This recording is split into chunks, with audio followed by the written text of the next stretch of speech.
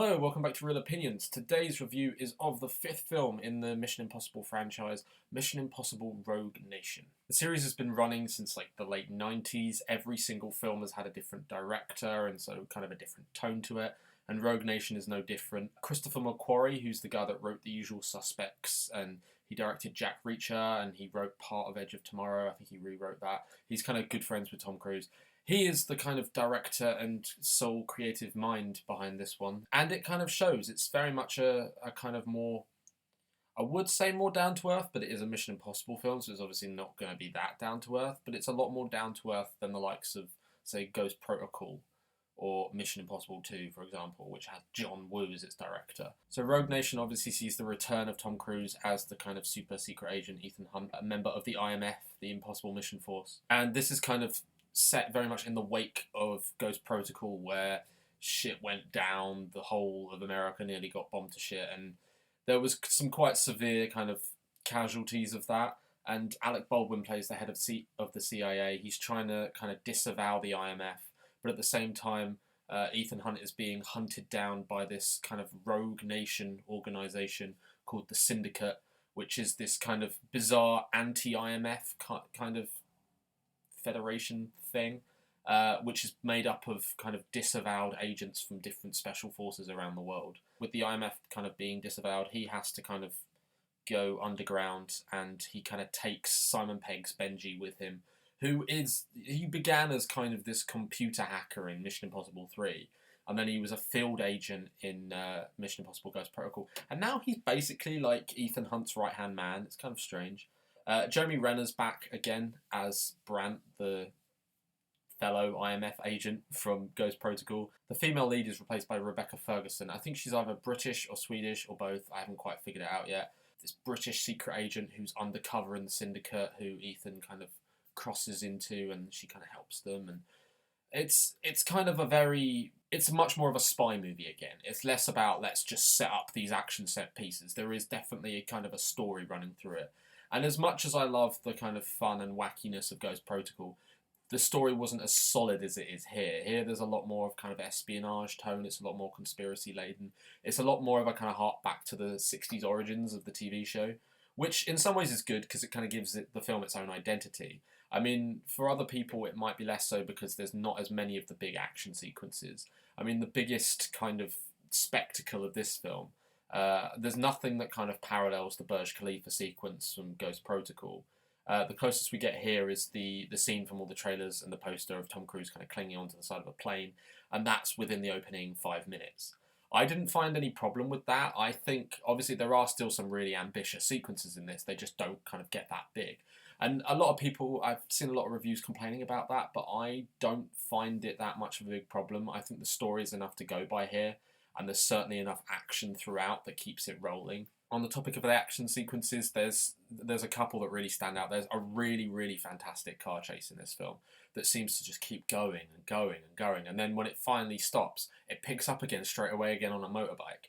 And it kind of gives you that feeling of the old action movie spectacle before CGI kind of took over. I'm a sucker for kind of practicality when it comes to these things. And here it kind of sells the genuine tension and the genuine kind of adrenaline of the action sequences as well. That's not to say all of the action sequences are based on this kind of adrenaline rush, though. Some of them are a lot more slower and tense. Like, there's a sequence at the Vienna Opera, which I would compare almost to kind of a Hitman game. It's a bit more kind of slow and stealthy, and it kind of like changes the tone a little bit. It's a bit more kind of tense and slow build, which I really, really like. It's a different way of approaching things to some of the other movies. Like, the John Woo movie, the second Mission Impossible, was just kind of amped up all the time. I mean, it was made in 2002, so it was a very different time. But it was almost the same with Ghost Protocol. A lot of it just seemed to be building up to these big, extravagant action sequences. Whereas here, there are some extravagant action sequences, like the car chase I just mentioned, but it's a bit more kind of diverse in the way it handles the action, which I really, really liked. And like I say, it helps to kind of differentiate Rogue Nation from all the other films. It helps to give each film their own individual identity, which I think is kind of I think it's what keeps selling the Mission Impossible franchise and what keeps it fresh. What kept me excited about this. I mean, this is Mission Impossible 5. They've been making these movies for like 20 years, and I'm still excited about what they're going to do with the next one, because I know it's going to be drastically different to this one. I mean, in terms of the performances in this movie, they're just performances. I mean, you wouldn't sit here and give any of these acting Oscars. I mean, that's not what a Mission Impossible movie is for, but they're entirely functional. Tom Cruise is Tom Cruise, as always. He does the whole running thing. He plays Tom Cruise again.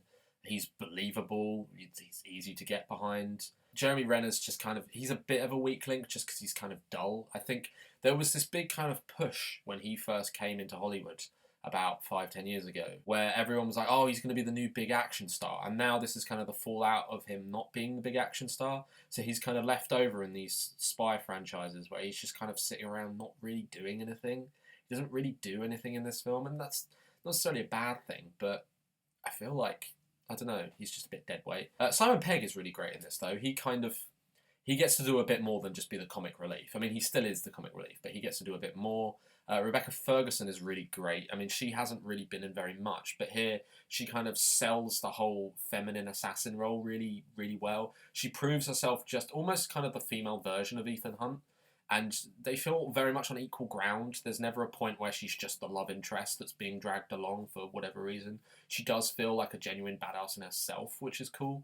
I would say the one thing I didn't particularly like about this film, because I mean, I have almost nothing but praise to say for this film, really. I mean, it kept me hooked. I was very thoroughly entertained for, it was over 2 hours, and I mean, I was never bored once. The action sequences are beautifully orchestrated.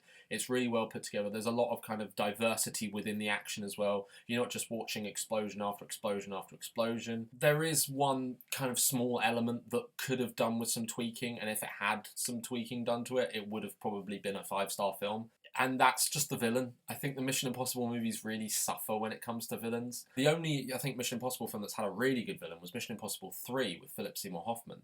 And I feel like if you'd taken a villain that was that good and put it into this film, it would have been, like, perfect. It would have been the kind of definitive Mission Impossible film. Whereas here, you kind of, Sean Harris plays the villain in this, and you will probably recognise him from random bits of TV, and he was in 71 as well. He's a good actor. He's a very good actor. He's very unsettling. He's got a very creepy screen presence. And he's perfect for the role, but he's just not in it enough. He doesn't really do anything. He kind of shows up at the beginning, marches around giving it the whole kind of like creepy villain routine, sending his henchmen on people. But he kind of shows up like 3-4 times in the film, and that's it. Like, he doesn't really have much to do, which is a bit of a shame, because I feel like if he had been like a really controlling force and like a really significant force in the film, it would have amped up the tension even more. Aside from that, I think Rogue Nation is incredible. I mean, it's probably not as loud and flamboyant as Ghost Protocol is, but the story is definitely there. It does often tie itself in knots a few times. There were a few times towards the end where they were kind of listing off all the possibilities of how they could solve certain problems, and it did lose me a little bit. Like, the plot seems a little bit too deep sometimes. That there's too many double crosses and stuff. So yeah, ultimately I'm going to give Mission Impossible Rogue Nation an 8 out of 10. Very close to a 9. I'm just being a bit more critical because of the villain and because of the story strands sometimes. But it is, arguably on the same quality as Ghost Protocol. And I would happily watch this again as well. That's kind of my indicator with a lot of films. If I'll happily go and see it a second time, then it certainly deserves your money. So anyway, Mission Impossible Rogue Nation is brilliant. Go see it. As far as summer blockbusters go, it's probably one of the best ones that'll be released this summer as well. So thank you for watching. Look out for more in the future, and goodbye.